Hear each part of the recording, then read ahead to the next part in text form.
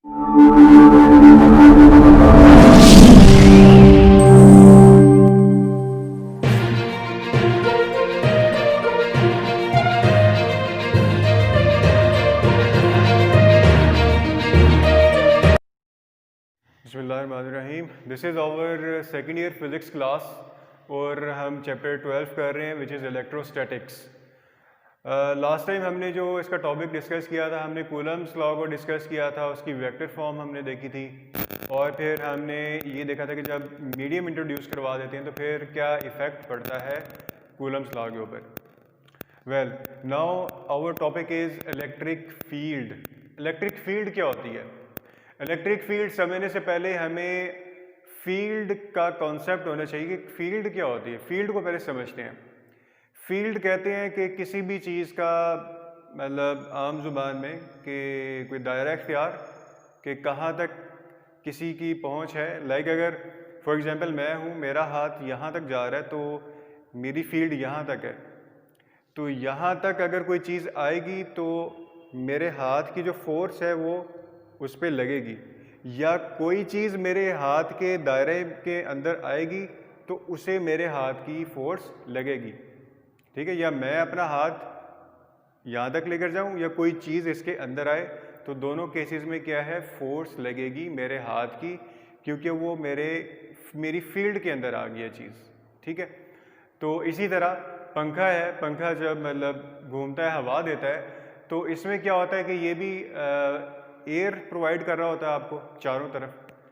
तो करीब होते हैं तो बहुत ज़्यादा फील होती है, फील्ड बड़ी स्ट्रांग होती है, और जैसे जैसे हम दूर चले जाते हैं तो फील्ड कमज़ोर होना शुरू हो जाती है, और फिर बहुत दूर चले जाते हैं तो हमें फिर महसूस नहीं होती कि पंखे की हवा हमें आ रही है, तो यानी कि उसकी फील्ड ख़त्म हो गई।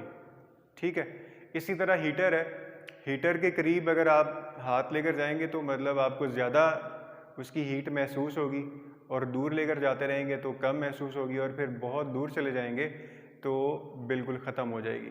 तो यानी कि एक हद है कि जहाँ तक किसी चीज़ को आप महसूस कर सकते हैं। Now in terms of electric field, electricity के अंदर ये चार्जेस को डील करते हुए फील्ड क्या होगी, फील्ड का कॉन्सेप्ट क्या होगा कि जब हम चार्जेस को डील करेंगे। बिल्कुल इसी तरह अगर आप कंसिडर कर लें फॉर एग्जांपल कि मैं अगर एक चार्ज हूँ तो एज ए चार्ज मेरी फील्ड यहाँ तक है। ठीक है, और कोई दूसरा चार्ज बाहर से आता है मेरी फील्ड के अंदर, तो क्या होगा कि उसके ऊपर फोर्स लगेगी, मैं उसके ऊपर फोर्स लगाऊंगा। तो this is called basically electric field. इसको डिफाइन कर लेते हैं, इसको देखते हैं कि the space or region around a charge in which an external point charge experiences a force of that charge is called an electric field। ठीक है, कि फील्ड के अंदर कोई पॉइंट चार्ज आएगा तो उसके ऊपर क्या लगेगी, फोर्स लगेगी, जो कि क्या कहलाएगी, इलेक्ट्रिक फील्ड कहलाएगी।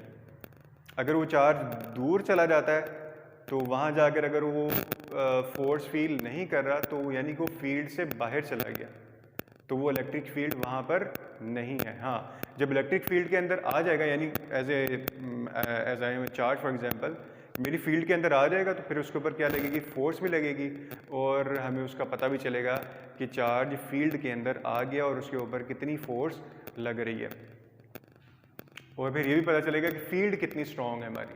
ठीक है, अच्छा नेक्स्ट हमारे पास है इलेक्ट्रिक फील्ड थ्योरी, ये भी इसी से रिलेटेड है।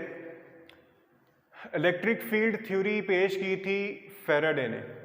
Faraday you know it's a very well known scientist, इसने पेश की थी इलेक्ट्रिक फील्ड थ्योरी। ये भी बिल्कुल यही चीज़ है, इसका पहला पॉइंट है, पहला पॉइंट ये है कि a charge has an electric field around it.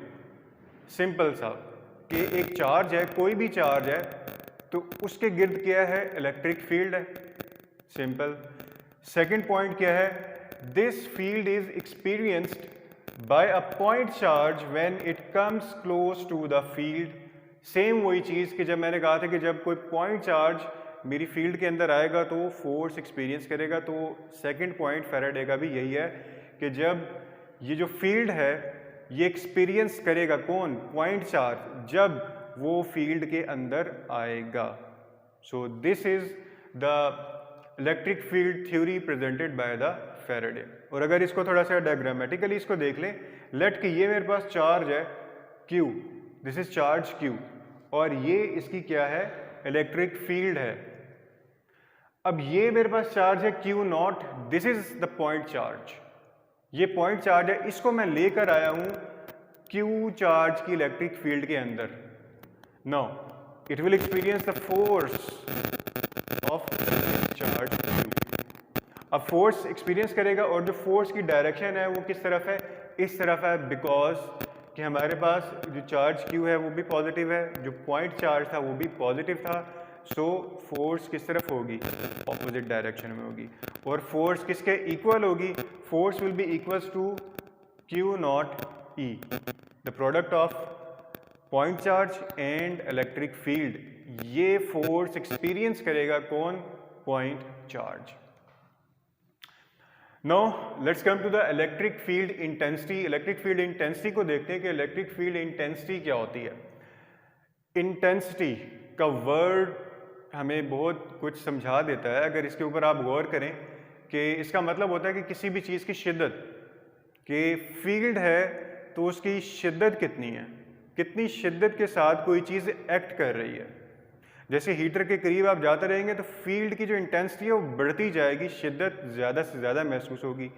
दूर जाते जाएंगे तो आपको शिद्दत कम से कम महसूस होगी और उसकी जो स्ट्रेंथ है वो कम होती रहेगी।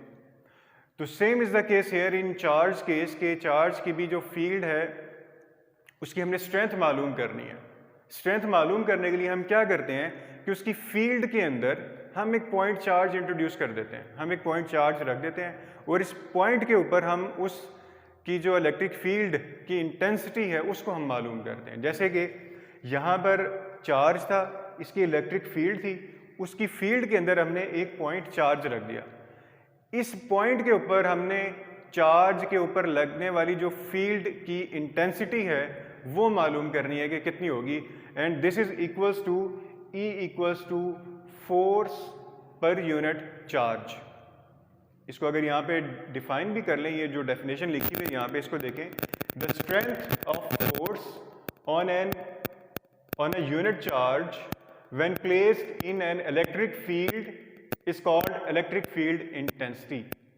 कि स्ट्रेंथ ऑफ फोर्स है, फोर्स की ताकत है on a unit charge, unit charge के ऊपर फोर्स की ताकत है कि जब हम उस यूनिट चार्ज को रखते हैं किस में? फील्ड के अंदर। फील्ड के अंदर रखेंगे तो उसके ऊपर जो जिस ताकत से फोर्स लगेगी वो बेसिकली क्या कहलाएगी? उसकी इलेक्ट्रिक फील्ड इंटेंसिटी। ठीक है। और इसकी जो दूसरी डेफिनेशन है वो ये है कि सिंपली फोर्स पर unit charge in an electric field is called electric field intensity. यानी दो तरह से आप इसको डिफाइन कर सकते हैं, डायरेक्ट फार्मूले से भी, यानी जैसे हमने ये जो डेफिनेशन है ये डायरेक्ट फार्मूले से ही डिफाइन की गई है। किस तरह कि फोर्स पर unit charge in an electric field is called electric field intensity. Now हमारे पास force is a vector quantity, Coulomb's force, basically this is the Coulomb force and we know that Coulomb's force is a vector quantity. So इस वजह से हमारे पास जो electric field है ये भी वेक्टर क्वांटिटी होगी। नाउ हम यहाँ पे वैल्यू पुट कर देते हैं। अब फोर्स, कूलम्स फोर्स की वैल्यू पुट करते हैं which is equals to 1/4 by epsilon naught Q naught over R square. यहाँ पर हम Q1 Q2 नहीं ले रहे, हम क्या ले रहे हैं? Q not. Q ये वो वाला चार्ज है जिसकी फील्ड है और Q नॉट ये वो पॉइंट चार्ज है जिसको आपने उसकी फील्ड में रखा है। जैसे यहाँ पर ये चार्ज Q है और ये क्या है? Q नॉट है। अच्छा, 1/Q नॉट, Q नॉट यहाँ से एज इट इज यहाँ पर आ जाएगा। अब क्या होगा? Q नॉट और ये Q नॉट आपस में कैंसिल आउट हो जाएंगे और हमारे पास इक्वेशन क्या बन जाएगी? E equals to 1/4 pi epsilon naught Q over R square. अच्छा, यहाँ पर ये जो चीज़ है हमारे पास 1/4 पाई एप्सिलॉन नॉट, ये किसके इक्वल है हमारे पास? This is called Coulomb's constant which is K। तो हम क्या करेंगे कि E इक्वल्स टू k/r²। हम 1/4πε0 की जगह क्या लिख देंगे, k लिख देंगे, और फिर इक्वेशन क्या बन जाएगी, k/r²। नाउ अब इसको हमने कहा था कि इलेक्ट्रिक फील्ड जो है इज़ अ वेक्टर क्वांटिटी, तो इसको वेक्टर फॉर्म में लिखते हैं हम। वो किस तरह से कि E के ऊपर क्या आ जाएगा, एक लाइन के साथ एरो आ जाएगा, ठीक है, एरो आ जाएगा k/r², साथ में क्या आ जाएगा, यूनिट वेक्टर। क्योंकि वेक्टर को हमने जब डिफाइन किया था, हमने कहा था कि वेक्टर में दो चीज़ें होती हैं, एक मैग्नीट्यूड होता है और दूसरी क्या होती है, उसकी direction, which is the unit vector. So this is the magnitude and this is the unit vector. So magnitude or unit vector, this becomes the vector. So ये हमारे पास क्या बनता है, वेक्टर बनता है। तो ये इसकी वेक्टर फॉर्म है इलेक्ट्रिक फील्ड इंटेंसिटी की। अच्छा, इलेक्ट्रिक फील्ड इंटेंसिटी डिपेंड किस पे करती है, हम इसको फार्मूले से देखते हैं कि फार्मूला क्या है। फार्मूले के अंदर क्या क्या चीज़ें हैं, K है, Q है और R² है। तो फार्मूले से हमें पता चल रहा है कि किस किस चीज़ के ऊपर डिपेंड कर रही है। फर्स्ट ऑफ ऑल ये डिपेंड कर रही है मीडियम के ऊपर। K क्या चीज़ है आपके पास, मीडियम है, ठीक है। सो पहली चीज़ ये कि मीडियम के ऊपर डिपेंड कर रही है। दूसरा है चार्ज Q का जो मैग्नीट्यूड है, चार्ज का जो मैग्नीट्यूड है उसके ऊपर डिपेंड कर रही है। और तीसरी चीज़ है हमारे पास R, डिस्टेंस, यानी कि दो चार्जेस के दरमियान जो डिस्टेंस है, जो सेपरेशन है, उसके ऊपर ये डिपेंड कर रही है। कौन, इलेक्ट्रिक फील्ड इंटेंसिटी, ठीक है। सो आई होप कि आपको ये टॉपिक क्लियर हो गया होगा और इसमें कोई एम्बिग्यूटी नहीं होगी। Thank you so much.